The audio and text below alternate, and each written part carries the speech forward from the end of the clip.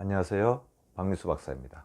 오늘 제가 말씀드릴 주제는 지방은 나쁘지 않다. 지방의 누명을 벗겨드리려고 하는데요.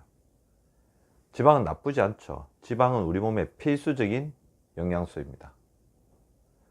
특히 지방이 있어야 혈관을 구성하죠. 세포벽도 지방이고, 그리고 우리 호르몬의 재료도 지방입니다. 따라서 우리가 탄수화물, 단백질과 더불어서 지방을 필수 영양소라고 하는 것은 지방이 없으면 우리가 생존할 수 없기 때문이죠. 일례로 지나치게 지방이 적는 저체중인 사람들의 어떤 수명이 정상 체중보다 훨씬 짧고 가체중보다도 더 적다는 사실이 나와 있습니다. 그렇다면 왜 우리는 그렇게 지방을 나쁘다 할까요? 그것은 지방이 화가 났을 때, 즉 지방을 저장하고 있는 지방세포가 화가 났을 때 지방이 위험하다는 거죠. 그렇다면 지방이 화가 나는 상태는 무엇일까요? 우리 몸에서 지방을 이렇게 저장하고 있는 창고들은 여러 개가 있죠. 간, 근육, 지방세포. 지방세포가 화가 나면 지방세포는 자기의 화를 염증으로서 풀어냅니다. 염증인자를 마구 방출하죠. 염증인자를 방출해서 혈관에 공격을 하니까 그것이 고혈압, 당뇨, 고지혈증 등의 대사성 증후군이 되는 거고, 세포를 계속해서 공격해서 그게 암을 만들기도 하고, 지방세포가 화가 나면 이유 없이 무기력하거나 몸이 굉장히 처집니다. 여기저기 아프기도 하죠. 이토록 이제 지방세포가 화가 난다는 것은 굉장히 위험한데요. 왜 지방세포가 그러면 화가 날까요? 그것은 지방세포가 어떻게 보면 굉장히 착한 세포이기 때문이죠.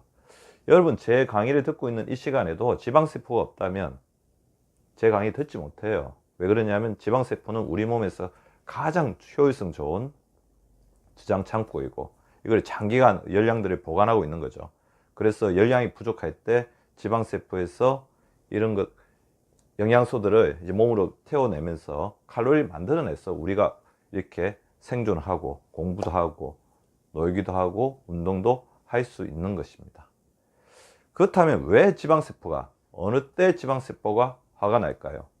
착한 이 지방세포에게 무리한 요구를 할 때겠죠. 우리 몸에 탄수화물을 섭취를 하면 먼저 간에 저장을 합니다. 그 다음에 근육에 저장을 하죠. 그 다음에 이제 지방세포에 저장을 하고, 지방세포도 어느 정도 용적이 꽉 차면 다시 간으로 돌려보내서 간에 다시 저장하고 근육 저장하고 다시 지방세포로 저장하는데, 우리가 필요 이상으로 과식을 하거나 혈당 지수가 높은 탄수화물을 많이 섭취하게 되면 어떻게 되겠습니까? 우리 몸에 어떤 저장할 수 있는 용적을 넘어서죠. 그렇게 되면 이 우리 세포에다가 이거 탄수화물을, 이 분해된 당을 지방으로 바꿔서 넣는 인슐린 자체가 굉장히 부담을 느끼게 되고 당황하게 되고 난감하게 됩니다.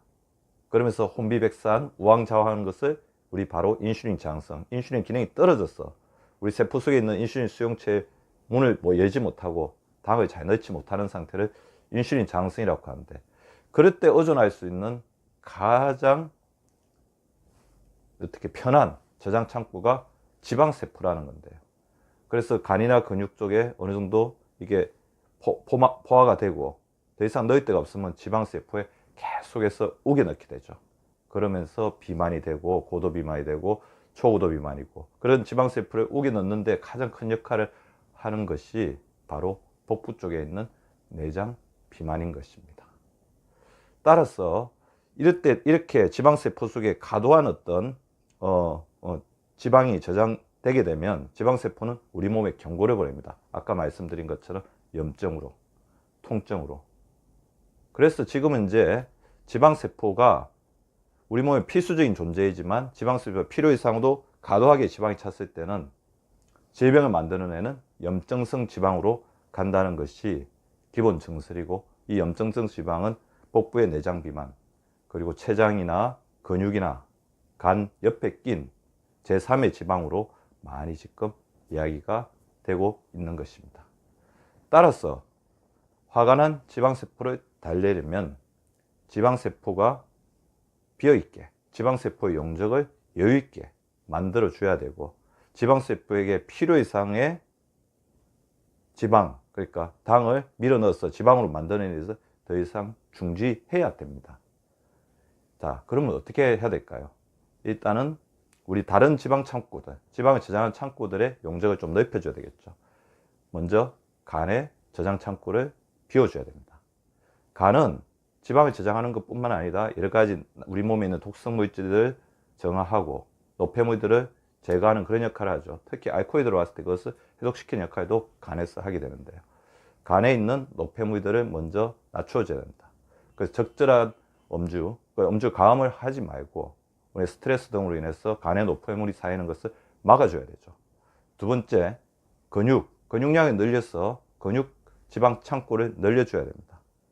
우리가 지방이 근육 속에 이렇게 필요 이상 쌓이게 되면 근육이 녹습니다. 그래서 또 근육이 줄어드는 악순환이 되죠.